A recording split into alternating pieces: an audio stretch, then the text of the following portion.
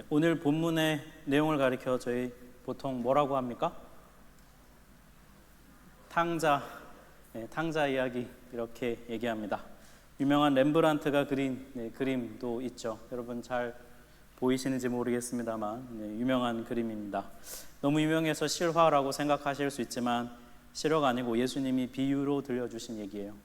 여러분 이 얘기 주인공이 누구라고 생각합니까? 보통은 하도 많이 언급해서 둘째 아들 탕자가 주인공이라고 생각하죠. 사실 이 얘기의 주인공은 아버지입니다. 이 이야기가 속한 성경이 누가복음 15장인데요. 거기에 보면 이 탕자 이야기 외에도 두 가지 다른 이야기가 더 많이 나와요. 15장 1절부터 7절에 보면 잃은 양을 다시 찾은 목자의 이야기, 그리고 15장 8절부터 10절까지를 보면 잃은 동전을 찾은 여인의 이야기. 그러면 이 본문이 속한 15장 11절부터 32절의 제목은 뭐겠어요? 잃은 아들을 찾은 아버지의 이야기. 이것이 성경의 소제목입니다. 오늘 설교에서는 그래서 두 아들도 중요하지만 아버지에게 좀 집중해서 보려고 합니다. 탕자 이야기의 시작은 둘째 아들의 그 개념 상실에서 시작해요. 15장 11절부터 12절을 보면 이렇게 되어 있습니다. 어떤 사람에게 아들이 둘이 있는데 작은 아들이 아버지에게 말하기를 아버지 재산 가운데서 큰 내게 돌아올 몫을 내게 주십시오. 예를 들면 이런 겁니다. 우리 청소년부에 혹시 형제가 있는 집이 누군가요? 형이 있고 남동생 있고. 루빈, 루하. 오케이. 어느 날 루하가 아버지를 찾아가서 아버지 제가 사업을 좀 해야 되니까 어차피 아버지 죽고 나면 이 집 제 거고 형이랑 좀 나눠야 되지만 저한테 어차피 주실 거니까 지금은 그 돈 주세요. 저 사업 좀 해볼게요 라고 한다면 루아를 어떻게 해야 될까요, 루비나? 모르겠다고? 네. 저 어린이 예배 때 물었더니 일단 등짝 스매싱 하고 그리고 이제 시작해야 된다고 얘기를 했습니다. 본문의 아버지는 돈을 줘요. 둘째 아들은 그 돈 받아서 다 써버리고 거지가 되었습니다. 그리고 먹고 살려고 돼지를 돌보는 일을 하다가 너무 배가 고픈데 아무도 먹을 것을 주지 않는 거죠. 그렇게 비참히 살다가 어느 날 이 둘째 아들이 이런 생각을 해요. 17절, 18절을 보니까 이렇게 되어 있습니다. 내가 일어나 아버지에게 돌아가서 이렇게 말씀드려야겠다. 아버지, 내가 하늘과 아버지 앞에 죄를 지었습니다. 나는 더 이상 아버지의 아들이라고 불릴 자격이 없으니 나를 품꾼의 하나로 삼아 주십시오. 이 둘째 아들이 개념도 없고 철도 없지만 참 다행인 것은 한 가지가 그가 갖고 있었어요. 뭐가 있었습니까? 보니까 혹시 싸가지라고 대답하신 분 없으시죠?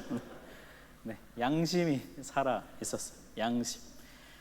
내가 잘못했구나. 나는 왜 이 모양일까? 나 정말 못났다. 참 자격이 없구나. 이런 생각을 했다는 거예요. 적어도 양심이 있으니까 이런 자기 잘못을 아는 것이죠. 중요한 거는 그 다음이에요. 내가 잘못했구나. 난 왜 이 모양일까? 내가 자격이 없구나라는 생각이 우리의 머리와 우리의 마음을 가득 차게 할 때 이런 그 순간이 참 중요합니다. 여러분이 만약에 둘째 아들의 상황이라면, 이런 똑같은 상황이라면 여러분은 어떻게 하시겠어요? 1번, 얼굴에 철판 깔고 아버지 집으로 간다. 1번, 2번, 다시 자기 힘으로 어떻게든 일어서 보려고 최선을 다해 본다. 자, 1번 손 들어주세요. 얼굴 철판 깔고 아버지 간다. 네, 저기 역시 복음을 제대로 아는 2번, 내 힘으로 어떻게든 마련해 본다. 없어요? 몇몇 계시네요. 네. 보통은 3번, 이런 일을 애시당초 만들지 않는다. 그게 보통 3번이죠. 우리가 여러분 대체로 이렇게 생각합니다. 어떻게 돈 다 쓰고 그 돈 다 쓰고 어떻게 맨정신으로 아버지한테 돌아가?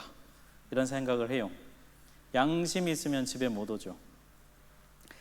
조금이라도 아버지 집에 돌아올 자격을 좀 갖춰서 30%를 회복하든 50%를 회복하든 자격을 갖춰서 집에 와야지라고 생각합니다. 그래서 여러분 이 아들도 집으로 돌아오기는 하는데 어떻게 돌아오냐면 아버지에게 이렇게 말한다고 하잖아요. 아들이 아니라 종으로 날 받아주세요 라고 그런 마음 갖고 돌아오는 겁니다. 그러니까 아들 자격이 아니라 종으로 돌아오는 거예요. 그런데 돌아오는 아들을 대하는 아버지의 반응이 어떨까요? 우리 20절 말씀을 같이 한번 합독해 보겠습니다. 그가 아직도 먼 거리에 있는데 그의 아버지가 그를 보고 측은히 여겨서 달려가 그의 목을 껴안고 입을 맞추었다. 네.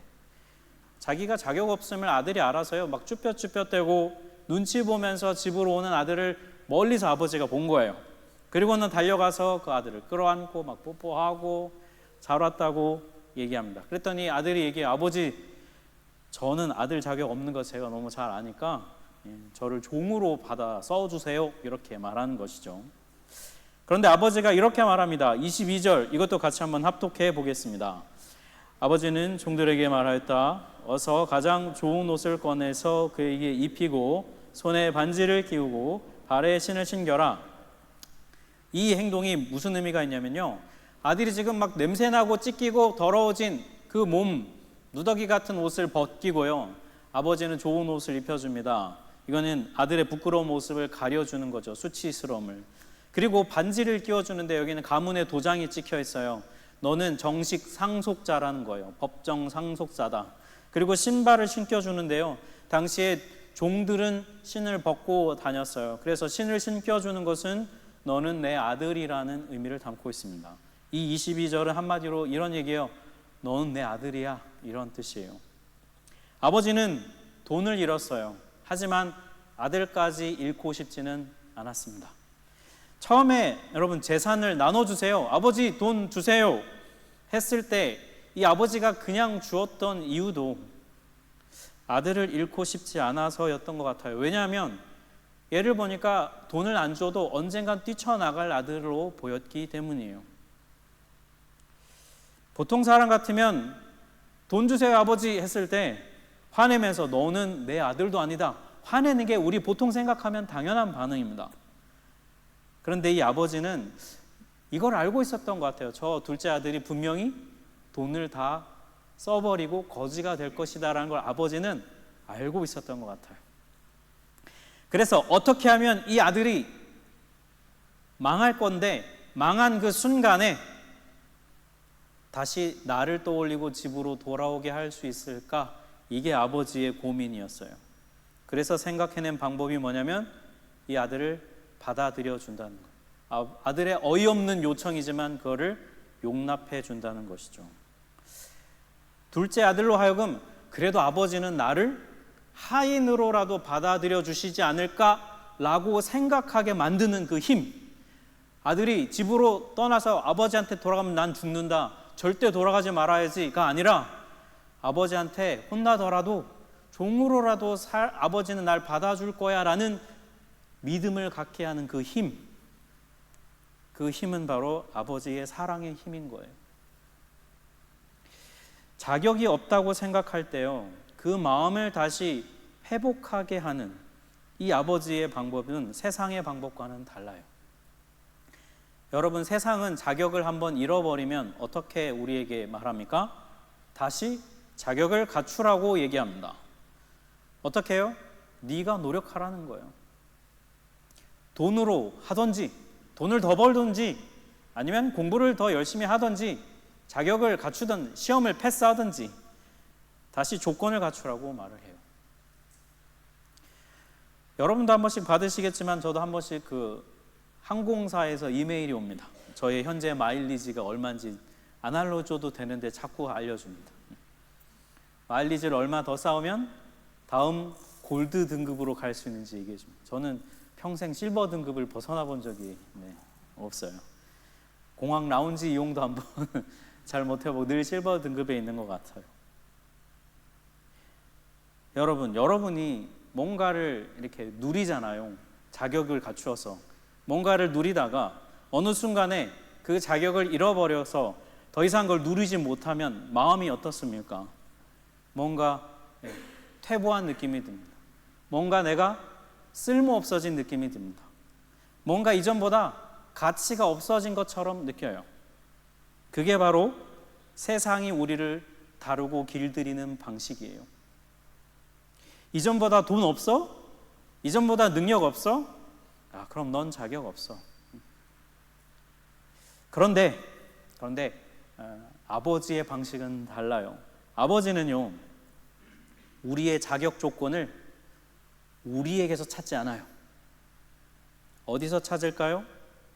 우리의 아버지는 우리의 자격 조건을 우리가 아니라 당신에게서 찾습니다. 무슨 말이냐면, 여러분, 나의 가치, 나의 몸값이 얼마나 될까? 나는 얼마나 가치 있는 사람일까? 우리가 보통 내가 가진 것에서 찾습니다. 학생들은 내가 성적을 얼마나 잘 받느냐, 올 아인스, 난 가치 있어. 올 휘어, 그래도 가치 있어. 직장을 다니는 분들은 연봉으로 자기 가치를 여깁니다. 내가 연봉 어느 정도 되나, 내 직업, 내 외모, 내가 가진 돈, 내가 타고 다니는 차. 그런데 우리 아버지는 나의 가치를 그런 방식으로 여겨주시지 않아요. 우리 아버지는 나의 가치를 당신에게서 찾습니다. 우리에게 이렇게 말씀하세요. 너의 가치는 내가 결정한다라고 말씀하세요. 나는 너의 가치를 세상이 정하도록 내버려 두지 않겠다. 심지어 너가 너 자신의 가치를 정하도록 두지 않겠다. 너의 가치는 나한테 달려있다. 하나님 그렇게 말씀해 주세요. 누가 뭐래도 너는 종이 아니고 내 새끼고 내 자식이야 라고 말씀해 주신다는 거예요. 여러분, 이게 바로 우리가 믿는 복음이에요. 나의 가치, 나의 자격, 이게 나에게서 오는 것이 아니라 아버지에게서부터 온다는 것을 받아들이는 것. 아버지가 매겨주신 우리의 가치는 어느 정도냐면 예수님 정도예요. 왜일까요? 예수님이 십자가에서 우리를 위해 죽으실 만큼 우리는 소중하고 값진 존재거든요. 우리 몸값이 예수님 정도 됩니다. 여러분, 서로를 보세요. 예수님 정도의 몸값이 있어요. 옆을 보세요, 여러분. 예수님 몸값인 분이 이런 분들이, 여러분, 얼마나 귀한 분들입니까?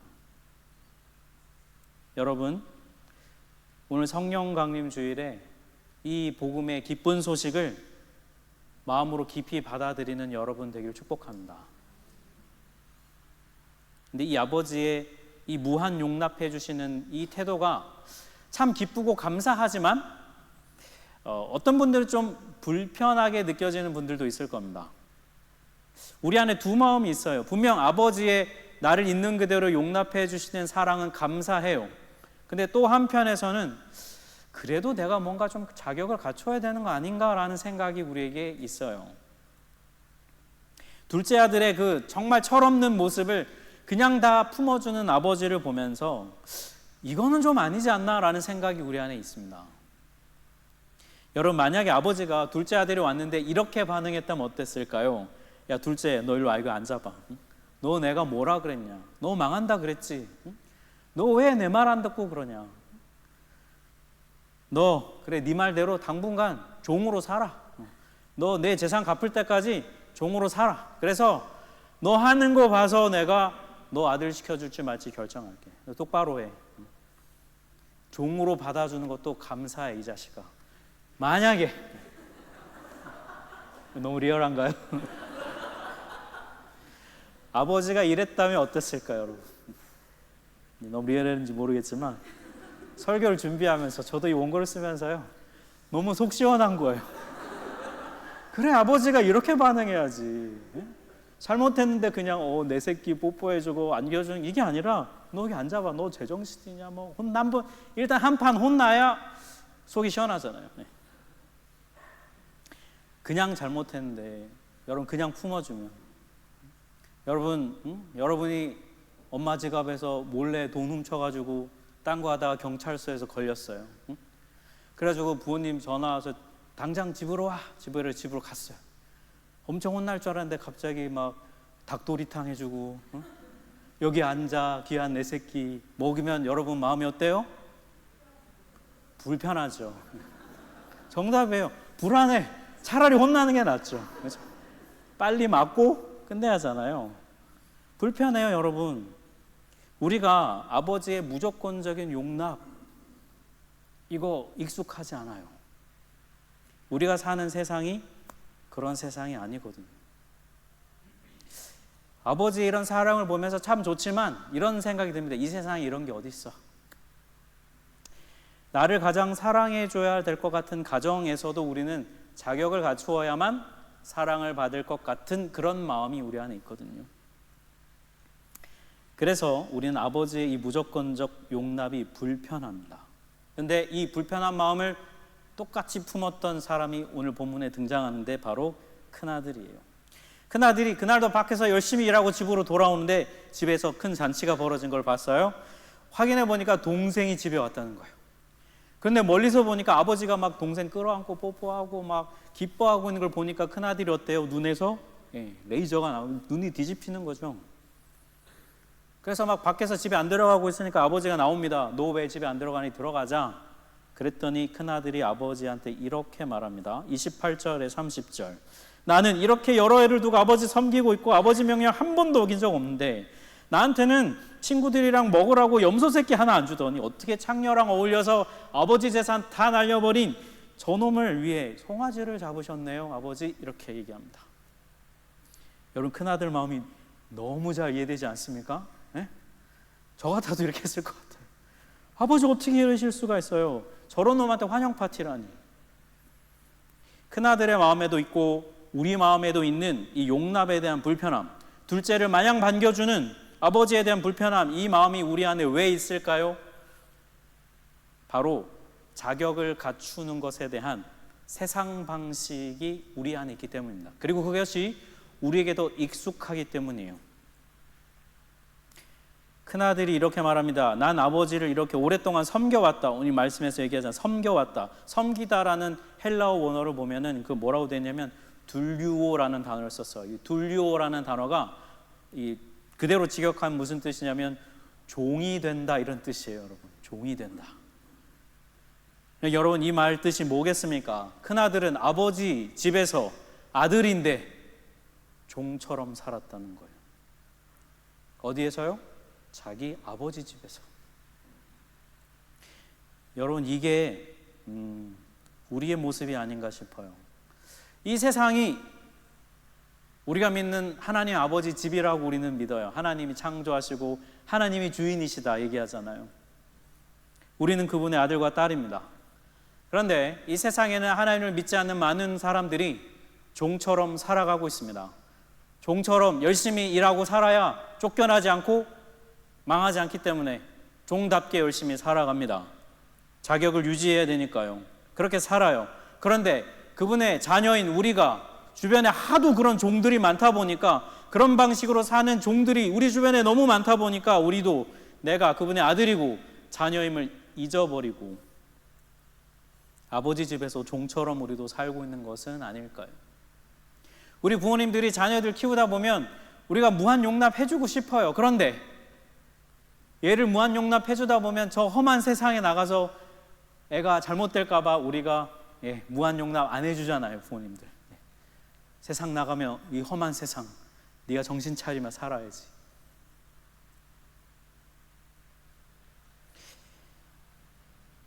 이런 큰아들에게 아버지가 뭐라고 얘기합니까? 31절 말씀을 저희 같이 한번 한 목소리로 합독해 보겠습니다. 아버지가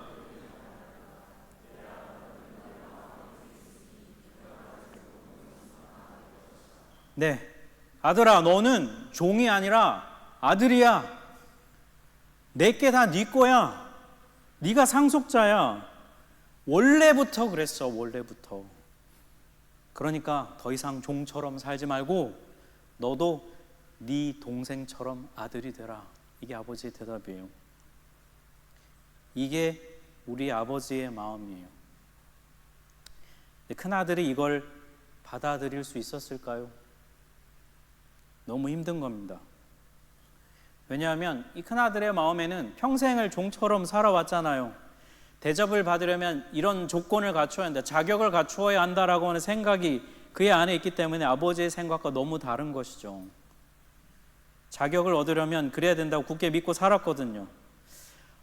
그런데 여러분, 성경은 우리에게 어떻게 하면 아버지의 아들이 될 수 있는가, 자격을 얻을 수 있는가에 대해서 아주 잘 설명해 준 성경 구절이 있습니다.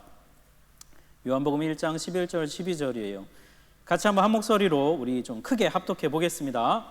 그가 자기 땅에 오셨으나 그의 백성은 그를 맞아들이지 않았다. 그러나 그를 맞아들인 사람들, 곧 그 이름을 믿는 사람들에게는 하나님의 자녀가 되는 특권을 주셨다. 네, 자녀가 되는 자격은 딱 하나입니다. 아버지의 생각을 그냥 받아들이는 거예요. 누가 뭐래도 넌 내 아들이야 라고 하는 아버지의 생각, 나 자격이 없는 것 같은데, 내가 뭔가를 좀 더 해야 될 것 같은데 라고 하는 생각이 아니라 그걸 버리고 자녀가 되는 유일한 자격 조건은 그것을 믿는 거예요. 아버지의 생각을 받아들이는 것. 여러분, 이 아버지의 생각을 받아들이시기를 바라요. 네. 우리가 자녀로 부름받았는데 종으로 살아가는 그런 어리석은 삶을 살지 마시길 바라요. 물론 여러분, 아들과 딸이 된 이후에, 자녀 된 이후에 자녀답게 살아가기 위한 노력은 필요합니다. 그러나 본문이 얘기하는 것은 아들이 되고 딸이 되는 그 정체성의 자격 조건은 다른 게 아니라 그냥 믿으면 된다는 거예요. 믿으면. 오늘 본문을 보면요, 아버지는 이 마음을 가지고요, 두 아들을 다 환대합니다. 두 아들, 둘째 아들, 큰 아들 다 환영해요. 어떻게든 아버지의 마음으로 다 끌어안으려고 합니다. 그런데 오늘 본문을 보면 이 아버지를 대하는 두 아들의 태도가 다른 것을 우리는 볼 수 있어요. 자신을 환대하는 아버지를 기억하면서 둘째 아들은 어떻게 합니까? 20절을 보니까 그는 일어나서 아버지에게로 갔어요. 정말 자격 없다고 느껴질 때 그는 일어나서 아버지에게로 갔어요. 그런데 자격 있어 보이는 큰 아들은 어떻게 합니까? 그는 집으로 들어가지 않아요. 여러분은 어느 쪽입니까? 여러분은 어떻게 반응하십니까? 자격이 없다고 느낄 때, 혹은 나는 떳떳하다고 느낄 때 여러분은 어떻게 반응하십니까? 오늘 성령 강림 주일입니다. 예수님께서 우리를 고아처럼 버려두지 않겠다고 약속해 주셨어요. 성령을 반드시 보내주겠다 약속하셨고 실제로 오순절에 성령을 보내주셨습니다. 그걸 기념하는 주일이 오늘 이 성령 강림 주일이에요. 성령님이 우리에게 오시면 우리가 할 수 있는 것들, 유익이 참 많이 있습니다. 근데 많은 유익 중에서 아주 중요한 한 가지 유익이 있어요. 로마서 8장 14절 15절에서는 그것을 이렇게 말해줍니다. 우리 같이 한 목소리로 합독해 보겠습니다. 하나님의 영으로 인도함을 받는 사람은 누구나 다 하나님의 자녀입니다. 여러분은 또다시 두려움에 빠뜨리는 종살이의 영을 받은 것이 아니라 자녀로 삼으시는 영을 받았습니다. 그래서 우리는 그 영으로 하나님을 아빠, 아버지라고 부릅니다. 하나님이 내 아버지시구나, 그분의 나는 자녀이구나, 이거를 고백하게 하고 알게 하시는 분이 바로 성령님이라는 거예요. 성령님. 여러분 안에 살아계신 성령님을 따라서 오늘 우리 이 시간 한번 같이 저는 외쳐봤으면 좋겠어요. 네. 아버지. 네. 같이 한번 외칠 텐데, 네. 제가 하나 둘 셋 하면, 네. 아버지. 여러분 크게, 내 안에 성령님이 계세요. 네. 크게 한번 외쳐보겠습니다. 자, 하나 둘 셋, 아버지. 네. 이 마음으로 여러분 평소에 하나님 향해 외치세요. 아버지. 우리에게 자격을 요구하시지 않아요. 아버지라고 부르면 그래 나 여기 있어 라고 응답해 주시는 분이 바로 우리 하나님 아버지세요. 그리고 고백하게 하시는 성령님이 우리 안에 있다는 것에 우리 감사했으면 좋겠어요.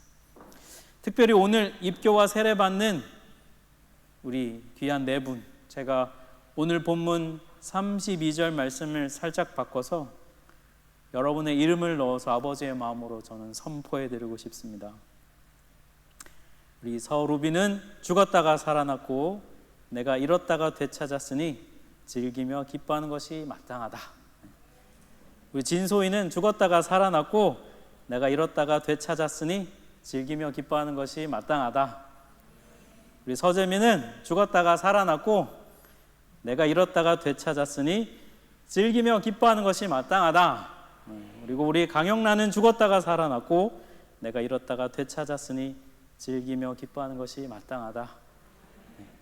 우리 말씀에 여러분 자기 이름을 넣어서 같이 한번 선포해 보겠습니다. 시작. 김영석은 죽었다가 살아났고 내가 잃었다가 되찾았으니 즐기며 기뻐하는 것이 마땅하다. 아멘. 이게 여러분 우리 아버지의 마음이에요. 아버지의 자녀이신 것을 정말 진심으로 축하해요. 여러분 이 자리에 있는 우리 모두 이 아버지의 생각을 믿음으로 받아들이고 여러분 이 세상에서 종이 아니라 자녀로 살아가시기를 주의 이름으로 축복합니다.